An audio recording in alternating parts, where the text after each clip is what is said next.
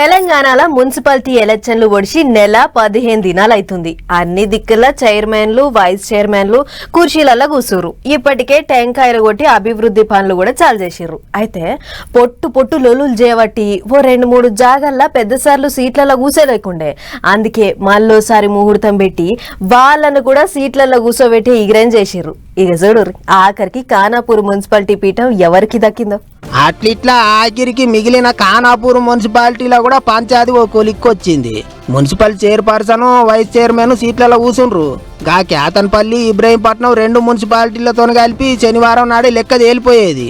కానీ ఓ దిక్కు చేయి పార్టీ వాళ్ళు, ఇంకో దిక్కు కారు పార్టీ వాళ్ళు, పువ్వు పార్టీ వాళ్ళు లొల్లులకు తయారయ్యేటాలకు ఆఫీసర్లు ఎన్నికను వాయిదా వేసిండ్రు. అట్లా ఇక ఆయితారం నాడు ఊరంతా 500 మంది పోలీసులతో బందోబస్తు పెట్టి ఎక్కడ ఎటువంటి లొల్లులు కాకుండా చూసుకొని అసలు కార్యం ఒడగొట్టిండ్రు. ఖానాపూర్ మున్సిపాలిటీలో మొత్తం 12 సీట్లుంటే దాంట్లో కారు పార్టీ వాళ్ళు 4 గెలిచిండ్రు, పువ్వు పార్టీ వాళ్ళు 4 గెలిచిండ్రు, చెయ్యి పార్టీ వాళ్ళు 3, ఇంకొకళ్ళు స్వతంత్ర అభ్యర్థి గెలిచిండ్రు. అయితే స్వతంత్ర అభ్యర్థి చెయ్యి పార్టీకి సపోర్ట్ చేసిండు.